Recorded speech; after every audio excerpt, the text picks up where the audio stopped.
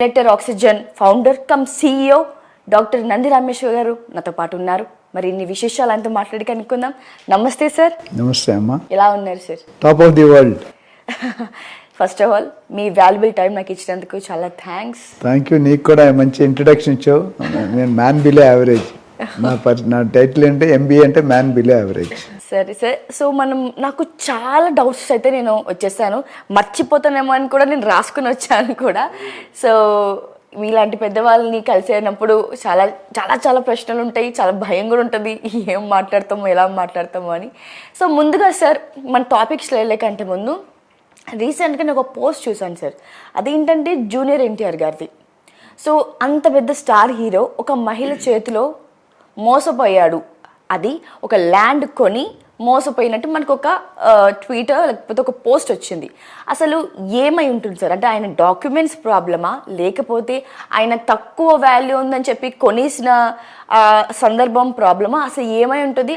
అసలు ఒక మహిళ చేతిలో నిజంగా జూనియర్ ఎన్టీఆర్ మోసపోయారా?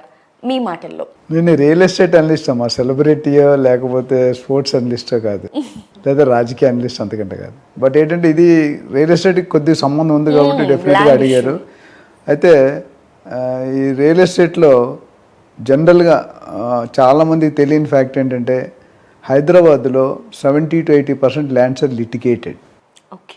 లిటిగేటెడ్ అంటే ఏదో ఒకటి ఉంటుంది. ఎస్పెషల్లీ మన నిజాం కాలంలో, బ్రిటిష్ కాలంలో కొన్ని కమ్యూనిటీస్కి 2, 3, 4 వైఫ్స్ ఉండడం అవన్నీ అఫీషియల్ ఉంది కదా. నేను ఒక క్వశ్చన్ ఆన్సర్ చేసే ముందు నేను ఒక డీల్ చేస్తుండే, ఒక 40 crores deal some long time back.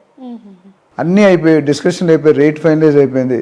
రేపు రిజిస్ట్రేషన్, పేమెంట్ కూడా వచ్చేసాడు. Buyer has given the payment. కరెక్ట్గా మూడో భార్య రెండో కొడుకు వచ్చి నిల్చున్నాడు అక్కడ. మూడో భార్య రెండో కొడుకు వచ్చి నా ఆస్తిని ఉన్నది, ఆయన చిన్న షేర్ ఉంది, మొత్తం 40 కోట్లు, ఈయనకి వచ్చేది 2 కోట్లు. దానికోసం 2%.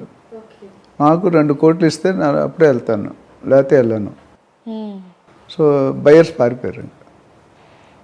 సో ఎందుకంటే అంత సీరియస్ అఫెన్స్ అవుతుంది. So coming back to your question, junior NTR గారు నాకు తెలిసి ఈ డీల్ అయినప్పుడు 20 or 22 years ఉండొచ్చు నాకు తెలిసి, ఎందుకంటే ఇది ఆల్మోస్ట్ 21 years బ్యాక్ జరిగింది. అయితే 2003లో ఈ సేల్ ట్రాన్సాక్షన్ అనేది జరిగింది. ఎంత జరిగింది? 35-36 lakhsకి కొనుగోలు చేయడం జరిగింది. అయితే అప్పుడు సుంకు గీతాలక్ష్మి అనే ప్రాపర్టీ ఓనర్ దగ్గర ఈయన కొన్నారు. మీరు ఇందాక అడిగారు మహిళ చేతుల్లో అంత పెద్ద సెలబ్రిటీ మోసపోవడానికి మహిళ అవసరం లేదు, ఎవరైనా పర్లేదు, పెద్ద చిన్న అక్కర్లేదు, ఎవరైనా మోసపోతారు. నేను జనరల్గా ఒక ప్రోవర్బ్ చెప్తాను, wife is a double-edged knife అని. So lady can do anything. పైకి ఎత్తగలదు, పైకి దించగలదు. మీకు నాకు అందరికీ యూనివర్స్, నేను ఎవరిని దృష్టిలో పెట్టుకొని చెప్పట్లేదు. సో మోసాలు చేసే వాళ్ళకి మోసాలు చేసే కొత్త దారులు ఎదుగుతారు. ఇప్పుడు మీరు టీవీలో, మీడియాలో మీరు చూస్తుంటే రకరకాల కొత్త దొంగతనాలు అన్నీ వస్తున్నాయి, మనకు తెలియదు. ఎంత టైట్ సెక్యూరిటీ పెట్టినా అవ్వాల్సిన అవుతున్నాయి. సో ఇక్కడ ఏమైందంటే ఆవిడ క్లియర్గా జూనియర్ ఎన్టీఆర్ గారు అడగడం జరిగింది.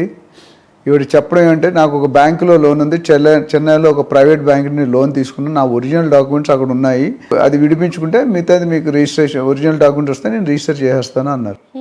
సో ఆయన పాపం, ఎవరైనా being a lady, being a owner అబద్ధాలు చెప్తారు అనేది ఎక్కడ ఊహించాం. ఇప్పుడు మకం చూస్తే సింపుల్గా ఉంటారు, ఇన్నోసెంట్గా కనిపిస్తారు. ఎస్పెషల్లీ లేడీస్ దగ్గర నుండి ఎక్స్పెక్ట్ చేయం, కానీ ఈ రోజుల్లో లేడీసే ఎక్కువ చేస్తున్నారు అనేది దీన్ని బట్టి ఒక అవగాహన వచ్చేస్తుంది. ఆ బ్యాంకులో లోన్ క్లియర్ చేశారు, రిజిస్టర్ చేసేసుకున్నారు. అయితే ఇక్కడ తెలియని షాకింగ్ న్యూస్ ఏంటంటే, ఆయన రిజిస్టర్ చేసిన కొంత సమయానికి 4 bank manager from 4 different banks, SBI, Oriental Commerce, ఇండిసిన్, ఇలా బ్యాంక్స్ అన్నింటిలో ఎట్లా అంటే ఒక ఇల్లుని ఒక సైడ్ ఒక ఫోటో తీసి ఒక బ్యాంకులో, రెండో సైడ్ ఫోటో తీసి ఇంకో బ్యాంకులో, మూడో సైడ్ ఫోటో తీసి, మేబీ అలా చేసి ఉండొచ్చు. ఇక్కడ ఈ లోన్ జరిగిందంటే డెఫినెట్గా బ్యాంక్ సిబ్బంది అనేది కొద్ది ప్రమేయం ఉంటుంది.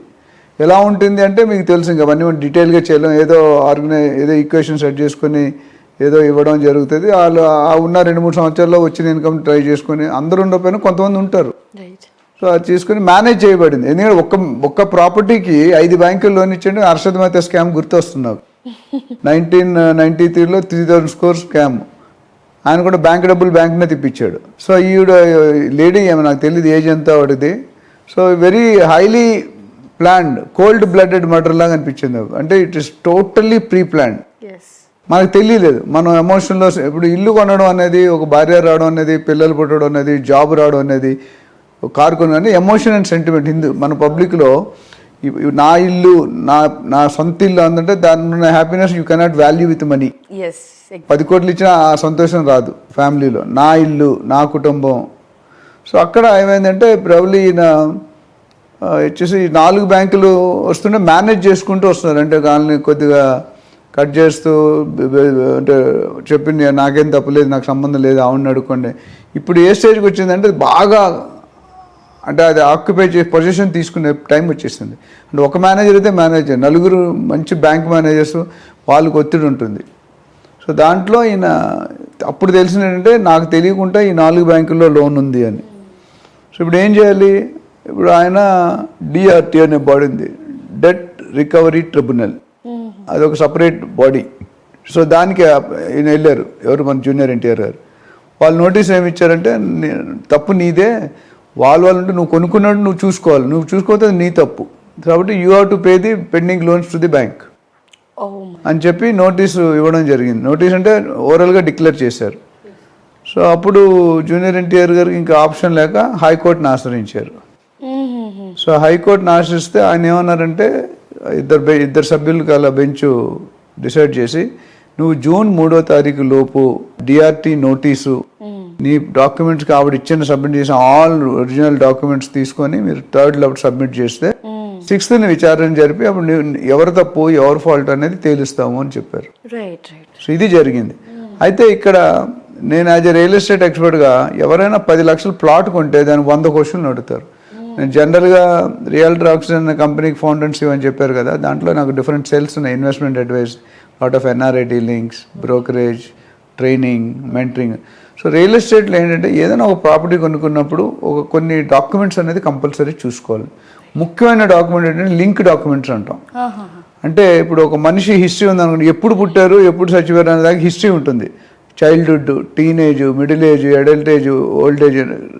అట్లా ఒక ప్రాపర్టీ కూడా ఎక్కడ ఒరిజినేట్ అయింది, 1950s ఉర్దూ డాక్యుమెంట్స్ మన అప్పుడు కాలంలో ఉన్నది, అప్పటి నుండి మనం చెక్ చేసి లింక్ అంటే ఫస్ట్ ఎక్కడ పుట్టారు. ఇప్పుడు మనం పెళ్లి సంబంధం అయినప్పుడు ఏం చెప్తామంటే ఇటు 7 తరాలు అటు 7 తరాలు చూడాలంట. అట్లా ఇక్కడ పుట్టిన దగ్గర చూసుకోవాలి, ఇక్కడ 7, 10 అని కాదు. సో ఆ చూసుకున్నట్టు ఒక్క తరంలో ఫ్యామిలీ బాగుండం లేదన్నా పిల్లని ఇయ్యం మనం, లేకపోతే పిల్లని ఇయ్యం. అది అక్కడ నామ్స్. రిజిస్ట్రేషన్లో కూడా ఈసీ అనే డాక్యుమెంట్ ఉంటుంది, ఎన్కంబరెన్స్ సర్టిఫికేట్ అనేది. ఆ ఎన్కంబరెన్స్ సర్టిఫికేట్ ఏం చెప్తుంది అంటే దాని మీద మార్టిగేజ్ ఉన్నా, లోన్స్ ఉన్నా, ఎన్ని చేతులు మారింది ప్రాపర్టీ, ఫస్ట్ మీరు కొన్నారు, మీ తర్వాత ఆయన కొన్నారు, ఆయన కొన్నారు, ఓ 10, 15, 20 ట్రాన్సాక్షన్ అవుతాయి 70, 60 సంవత్సరాలు. సో ఆ ట్రాన్సాక్షన్ జరిగినప్పుడు కరెక్ట్గా జరిగిందా, మ్యూటేషన్ జరిగిందా, నేమ్ చేంజ్ అయిందా, ఇవన్నీ చాలా వెరీ పెద్ద సబ్జెక్ట్ అది.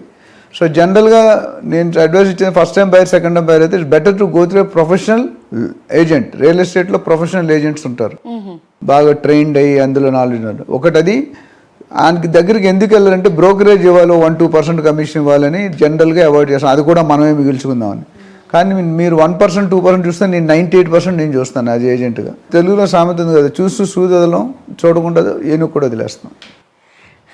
ఇక్కడ 1% కోసం చేసుకొని 98% రిస్క్లో పెట్టుకున్నారు. ఇప్పుడు అంతే కదా. మరి జూనియర్ ఎన్టీఆర్ గారు ఎవరి ద్వారా వెళ్ళారా, ఎవరి ఫ్రెండ్స్ ద్వారా వెళ్ళారా, రిఫరెన్స్ మనకు తెలియదు, అది మనకు క్లారిటీ లేదు. I'm not a right person to comment. So తర్వాత తెలిసింది ఏంటంటే ఇన్ని బ్యాంకులు ఉన్నాయి. సో హైకోర్టు చెప్పిన తర్వాత అక్కడ గ్రేటెస్ట్ జోక్ అంటే ఇది 1996లోనే లోన్ తీసుకున్నారంట. ఈయన కొనేది 2003, 1996 నుండి ఆ లోన్స్ పెండింగ్ ఉన్నాయి. So it's clear failure from the buyer అయ్యి ఉండొచ్చు. ఎందుకంటే ఇప్పుడు సెల్లర్ మోసం మీరు మోసం చేసిన నేను చూసుకోవాల్సిన బాధ్యత నాది ఉంది కదా. I cannot blindly go. అంటే ఇట్స్ అప్పట్లో ఇప్పుడు 24-25 కోట్లు వర్త్ ప్రాపర్టీ, ఇప్పుడు అప్పట్లో 36 లక్షలు. 21 lakh ఇయర్స్ బ్యాక్ అమ్మా, 2003 ఇవాళ 2024. జూనియర్ ఎన్టీఆర్ గారు 23. మరి ఉంటా appreciation. Real estate is what, and real estate kings ఎందుకు అవుతారు అంటే ప్రాపర్టీస్ అట్లా అప్రిషియేట్ అయ్యి లాస్ట్ 10 yearsలోనే. So end of the conclusion sir, ఇప్పుడు ఆ ప్రాపర్టీకి హోల్ మోసపోయింది అయితే, అంటే మోసపోయింది అండ్ లాస్ అయింది కూడా మనం మాట్లాడుకుంటే జూనియర్ ఎన్టీఆర్ గారే సార్. అది టూ ఎర్లీ అమ్మా, ఎందుకంటే అది 6th నాడు తెలుస్తుంది, 6th జూన్కి విచారణకి వెళ్ళింది. ఎందుకంటే సపోజ్ జూనియర్ ఎన్టీఆర్ కనుక లీగల్ ఒపీనియన్ తీసుకొని ఈసీ కనుక తీసుకుంటే ఈసీ అనేది సబ్ రిజిస్ట్రార్ ఆఫీస్ ఇస్తారు, that's a government body. So government body ఉన్నప్పుడు వాళ్ళు ఈసీ ఇచ్చి అందులో లేవని చెప్పినప్పుడు ఇక్కడ వస్తే they have to take the responsibility. అంటే they may have to compensate some amount. ఎందుకంటే ఇప్పుడు మీరు గవర్నమెంట్ అథారిటీ, మీ అథారిటీ మీద మీరు ఇచ్చారు, ఈ ప్రాపర్టీ క్లియర్గా ఉంది, లోన్స్ లేవు పైన మీరు ఇచ్చారు అనుకోండి, ఇలా జనరల్గా ఎస్ఆర్ఓ లిస్ట్లో ఉంటుంది. ఎవరైనా లోన్ తీసుకుంటే ఆ లోన్ తీసుకున్నట్టు రిఫ్లెక్ట్ అవుతుంది పెండింగ్ ఉందని. తీసుకునే ముందు మనం క్లియర్ చేసుకోవాలి. సో ఈయన తీసుకున్నారా లేదా ఈసీ లీగల్ మనకు తెలియదు. So that is kept in abeyance, maybe విచారణలో బయటకు వస్తుంది. ఒకవేళ తీసుకున్నారు అంటే కొద్ది సేఫ్ కోన్, తీసుకోలేదంటే డెఫినెట్గా is going to be in problem. ఇప్పుడు ఇంకొక ట్విస్ట్ చెప్తాను. నిన్న నైట్ మళ్ళీ న్యూస్ వచ్చిందంటే ఈ ప్రాపర్టీ 2013లో అమ్మిస్తారంటే ఎవరు, junior NTR. Oh my god, ఇది పెద్ద ట్విస్ట్ అసలు. సో అది వాస్తవాలు ఏంటంటే మీడియా అనేది ఇదిగో తోకంటే అదిగో పల్లి, ఏ మీడియా అయినా right from top channel to lowest channel. So పొద్దున వినేది ఏంటంటే ఇది 2030లోనే ఈ ప్రాపర్టీ విక్రయించండి. బట్ స్టిల్ ఆయన దగ్గర కొన్ని లింక్ సుంకు గీతాలక్ష్మి దగ్గర జూనియర్ ఎన్టీఆర్ కొన్నారు, జూనియర్ ఎన్టీఆర్ ఇంకెవరు అది కూడా పర్చేజ్ ఎలాగైంది, నేను ఎక్కడో బయట ఉంటే జీపే ఇచ్చారంటే కే రాజేశ్వరరావు ఎవరో పేరు, అది ఇంకొక ట్విస్ట్. సో ఇన్ని ట్విస్టుల్లో డెసిషన్ తీసుకోవడం అంత ఈజీ కాదు.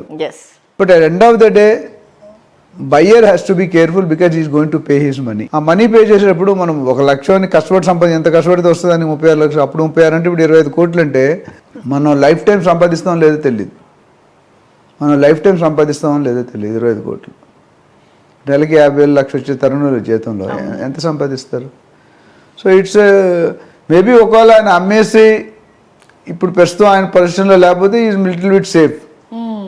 ఒక లేదు అంటే డాక్యుమెంట్స్ చూడకుండా నేను కానీ మీరు కానీ నేను కామెంట్ చేయడం it will be too early. But డెఫినెట్గా ఇట్స్ సెన్సిబుల్ ఇష్యూ. ఒకవేళ ఆయన 2013లో అమ్మేసినట్టు ప్రూవ్ అయితే మేబీ ఆయనకి అంత బర్డన్ ఉండకపోవచ్చు. బట్ అది ప్రూవ్ అవ్వకపోతే he might be given penalty కట్టవచ్చు, లేకపోతే ఇంకేదైనా లీగల్ యాక్ట్ ప్రకారం they can take initiate action. So ఇప్పుడు బ్యాంక్ వాళ్ళు ఏమంటారంటే నువ్వు ఎవరి దగ్గర అయితే కొనుక్కున్నావో వాళ్ళు మీరు చూసుకోవాలి, మాకు సంబంధం లేదు. ఇప్పుడు ప్రస్తుతం ప్రాపర్టీ మీ పేరు ఎవరి పేరు ఉందో వాళ్ళు మ్యూజికల్ చైర్ తెలుసు, మ్యూజికల్ చైర్స్ 5 చైర్లు ఉంటాయి, 4 మనుషులు అట్లా ఉంటుంది కదా, లాస్ట్కి ఎవరు మిగిలిపోతే వాళ్ళు రెస్పాన్సిబుల్.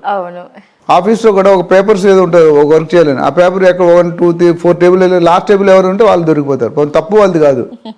సో అట్లా ఏంటంటే ఇప్పుడు ఈ క్లారిటీ వస్తే, బట్ నా సిన్సియర్ అడ్వైజ్ అండ్ సజెషన్ ఏంటంటే ఎవరైనా ₹1,00,000 ప్రాపర్టీ కొనుక్కున్నా, ₹1,00,00,000 కొనుక్కున్నా, 10 కోట్లు కొనుక్కున్నా, first go through a professional real estate agent. నాలాంటి పర్సన్స్ చాలామంది ఉన్నారు హైదరాబాద్లో. అయితే ఏజెంట్స్లో కూడా చీట్ చేస్తారనే నినాదం ఉంటుంది. సో చూసుకోవాలండి మీరు, you have to pick and choose. మార్కెట్లో అన్నీ ఉంటాయి, కూరగాయలు కొన్నప్పుడు అందులో పోయినవి ఉంటాయి, మంచిగా మనం సెలెక్ట్ చేయమా? ₹10 వంకాయలు కొన్నప్పుడే మీరు అన్ని ఎతుకుతున్నారు, మరి 10 కోట్లు పెట్టేటప్పుడు right. So this is a failure part. అందులో కొద్ది కరెక్ట్ చేసుకుంటే, బట్ ఓవరాల్గా we will wish junior NTR good luck that he should come out of the problem so that everything will be safe and this will be a good lesson. అంతకుముందు చాలా cinema యాక్టర్లు కూడా జరిగింది, sports జరిగింది. ఇప్పుడు లంచం తీసుకునేవాడు కంటే లంచం ఇచ్చేవాడు తప్పు, మోసం చేసేవాడు కంటే మోసపోయేవాడు తప్పు. మనం చెక్ చేసుకుని ఆ రోజు ఆగి ఉంటే మీకు ఇంత జరిగేది కాదు.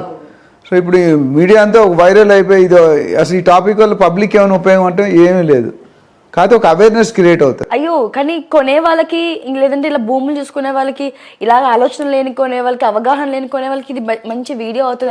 నేను ప్రతి వీడియోలు నేను దాదాపు ఇందాక చెప్పినట్టు 500 వీడియోలు పైన ఉన్నాయి టాప్ ఛానల్స్ అన్నిట్లో.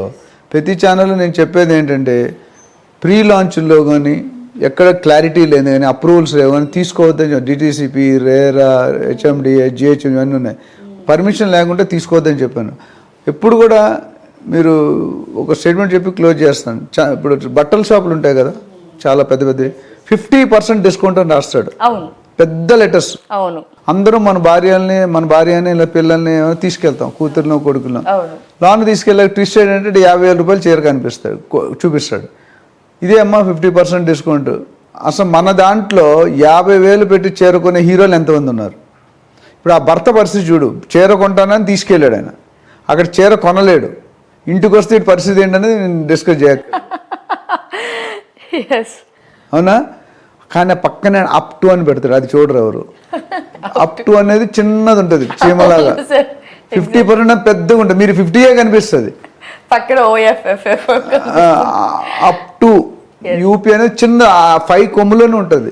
అవును. సో అట్లా ఏంటంటే నేను ఏమన్నదంటే మనం you to be very careful when your spending our hard earn money. So ఫ్యూచర్లో ఒక పెద్ద లెస్, ఎందుకంటే సెలబ్రిటీనే మోసం చేశారంటే మామూలు వాళ్ళు మోసం చేయడం చాలా ఈజీ. ఎందుకంటే జూనియర్ ఎన్టీఆర్ కానీ ఏ సెలబ్రిటీ అయినా వాళ్ళు జనరల్గా మేనేజర్స్ ఉంటారు, చార్టెడ్ అకౌంట్స్ ఉంటారు, లీగల్ లాయర్స్. ఇది ఒకటే ప్రాపర్టీ కాదు కదా, నేను ఎక్కడో చూసాను 300 ఎకరాలు ఫామ్ హౌస్ ఉందని జూనియర్ ఎన్టీఆర్ గారు, నేను అదో యూట్యూబ్లో చూసాను. సో ప్రాపర్టీస్ ఉండడం తప్పలేదు, సరైన రీతిలో కొనుక్కుంటే మీకు ఇబ్బంది ఉండదు. ఇప్పుడు అది తక్కువ వచ్చింది కొన్నారా, లేకపోతే నిజంగా మోసపోయాడా, లేకపోతే తెలిసే జరిగిందా, లేకపోతే ఈయన ఫ్రెండ్స్ ఎవరైనా ఆయన ఇన్వాల్వ్ అయ్యారా, it's very difficult. Anything can happen. తెలుగులో సామెత ఉంది కదా, ముళ్ళు వచ్చి అరిటాక్ మీద పడినా, అరిటాక్ వచ్చి ముళ్ళు మీద పడినా లాస్ అరిటాక్. అంటే ఇందులో ఎవరు మోసం చేసినా లాస్ అయింది ఎవరు ఇక్కడ, ఒకవేళ అయితే జూనియర్ ఎన్టీఆర్. సో ఇలాంటివి రాకుండా చూసుకుంటే better. But once again will wish him a good luck. Expect that he should come out with hazel free problems. Thank you sir. Thank you అమ్మా. ఇప్పుడు ఆపరేషన్ లేకుండానే మోకాళ్లకు ప్లాస్మా ట్రీట్మెంట్, మీ ఆర్థోపెటిక్ సమస్యలన్నిటికీ robotic technology ద్వారా తక్కువ ఖర్చుతో శాశ్వత పరిష్కారం, free consultation, ప్రతి ట్రీట్మెంట్ పై 20% డిస్కౌంట్. ఈ ఆఫర్ కొద్ది రోజులు మాత్రమే, త్వరపడండి. V9 hospitals 9281465842.